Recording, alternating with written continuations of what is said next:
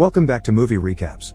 Today I will show you a thriller, horror film from 2019, titled The Hole in the Ground.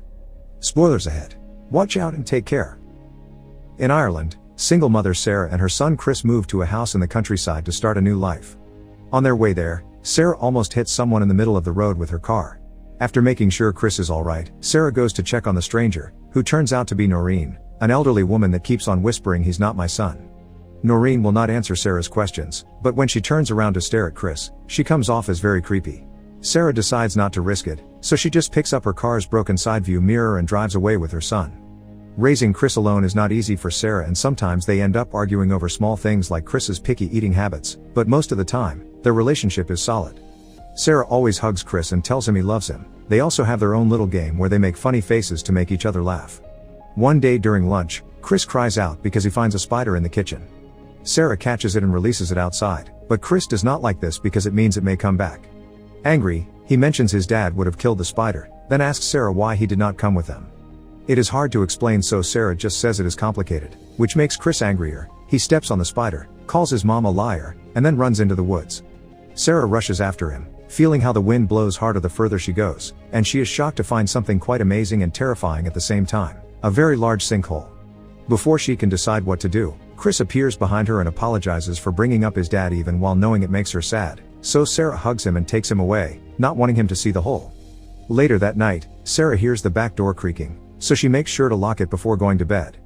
Chris begins going to classes at a new school, but he is having trouble making friends. When he is given a flyer about the school's incoming talent contest, Sarah tells him he should sign up because it would help him befriend his classmates, but Chris stays hesitant. Later, Sarah attends a dinner party with some new friends of her own, including her boss Louise, and while everyone shares crazy stories, she gets to learn about Noreen, who is considered crazy by everyone in town. One day many years ago, she burst into her son's classroom, screaming and making a scene. It took 3 teachers to drag her out. The kid was transferred to another school and Noreen was sent to a mental institution, but when she got out months later, she ran over her son with her car. Nobody is sure if it was an accident or on purpose. When she returns home, Sarah cannot sleep, being extremely aware of the wind blowing and all the creaking noises in the house. Suddenly, a door is banged, so she rushes out of her room to check on Chris, but she does not find him in his bed or anywhere in the house. Sarah runs downstairs and finds the back door open, and her worry makes her grab a torch and go looking for the son in the middle of the night. The forest is dark and creepy at this hour, so Sarah does not last long there. As soon as she hears some very strange noises, she runs back to the house and calls the police. However, she hangs up when she suddenly turns around and finds Chris standing by his bedroom door saying he has been there the whole time. The next day, Sarah goes to see a doctor, who asks her if she has a history of anxiety and checks the scar on her forehead, a mark left by an accident that happened a year ago. The doctor decides to prescribe her some sedatives to be taken before bed. Once she gets home, Sarah is startled when Chris appears in the kitchen a second after she called him, and this makes her more sure she is having anxiety issues, so she begins taking the pill before bed. The following morning, she wakes up to find Chris with a bunch of flowers he has brought from outside. After scolding him for leaving when he is not supposed to, Sarah accepts the gift and hugs him. The next time Sarah picks Chris at school, she notices he has made a bunch of friends, including a kid that used to make fun of him. On their way home, they find Noreen on the road again, and she and Chris cannot stop staring at each other. Since honking does not work, Sarah gets out of the car to ask Noreen to move, only to find her whispering again. This time she says it's not your boy. They are suddenly interrupted by Noreen's husband Des, who apologizes to Sarah for not keeping a better eye on his wife. Noreen takes advantage of the distraction to walk to the car and start hitting the passenger's window, saying it's not your son. She goes as far as hitting her head against the glass to try to break it, so Sarah wastes no time in driving away as Des grabs his wife to stop her from following them, although Noreen never stops struggling. The following morning, while taking Chris to school, Sarah decides to stop by Noreen's house only to find her dead on the ground with her head buried in the dirt. Later, when the police come by her house to take testimony, Sarah notices one of the cops is distracting Chris by playing arm wrestling with him. For a moment, she thinks she sees Chris using unnatural strength to win and even breaking the officer's wrist, but it turns out to be just her imagination. Afterward, Sarah takes a shower and notices her scar is bleeding for some reason. The next day when Sarah goes back to work, Noreen's death is the first topic to be brought by Louise. Sarah changes the subject to motherhood, confessing she sometimes looks at Chris and does not recognize him. As a mother of twins, Louise assures her this is perfectly normal, just another thing to get used to when your kids grow up so quickly. Later, Sarah attends Noreen's funeral at her house, where she finds dozens of mirrors hung in every room. For today though, they have been covered with black fabric.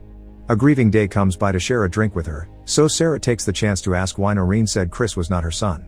Day explains that just what Noreen did. After their son's 8th birthday, she started to see small changes in the boy's personality and became convinced that he was an imposter. However, it had not been Noreen that killed the boy, it was Day, who had not seen him on the driveway. Days pass by and Sarah tries her best to go back to her usual routine. While running through the forest, she finds Chris's favorite action figure on the ground and decides to check out the sinkhole, from which incomprehensible whispering can be heard. Later during lunch, Sarah is shocked to see Chris enthusiastically devour the kind of food he used to hate and decides to confront him about the toy. Chris denies having left the house, so Sarah shows him the action figure and presses for the truth, until Chris gets angry and pushes the table at her with uncharacteristic strength.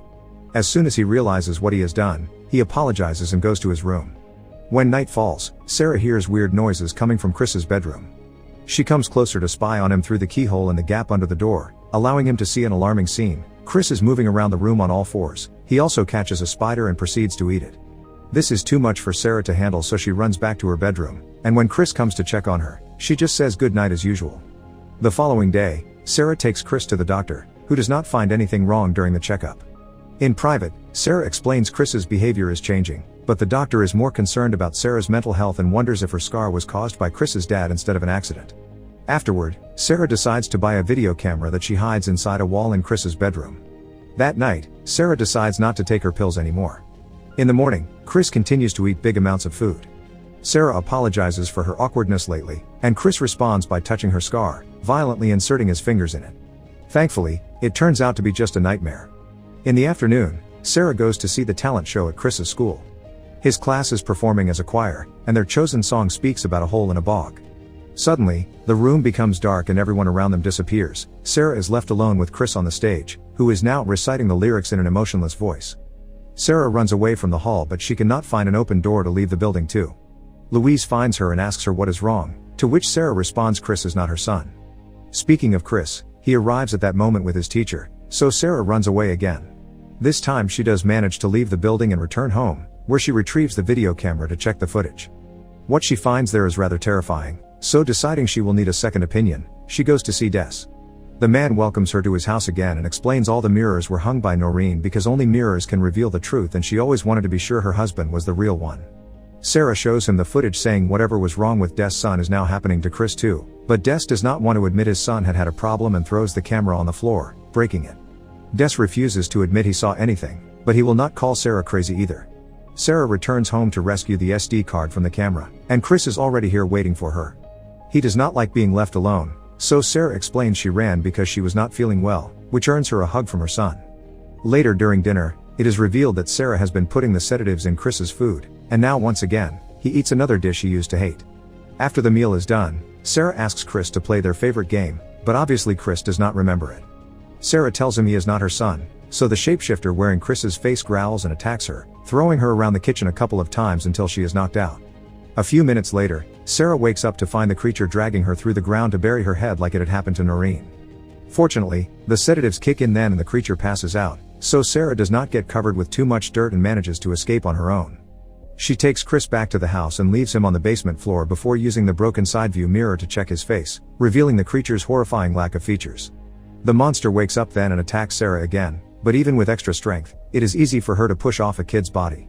As the shapeshifter begins to emit a demonic screech, Sarah goes upstairs and locks the door. Now the creature is off her back, Sarah can concentrate on getting back the real Chris. She grabs a flashlight and runs to the forest, where she approaches the sinkhole and lets it swallow her down until she is dropped inside an underground tunnel. The space is very narrow, but Sarah makes an effort to crawl through it anyway until she comes out inside a bigger cavern. There she finds a bunch of human bones, but also an unconscious Chris who she quickly picks up to take with her. At that moment, Sarah also discovers they are not alone. A bunch of faceless creatures is now waking up and getting ready to go after her. The tunnel is even harder to go through while dragging a kid, but at least that also means only one creature can enter it at a time. This shapeshifter manages to grab Sarah's wrist, allowing it to copy her face, but Sarah hits it with her flashlight until she is freed. Once they are out of the hole, Sarah checks on Chris and confirms he is still alive when he wakes up. They rush back to their home, and Sarah approaches the car, but the doors are locked.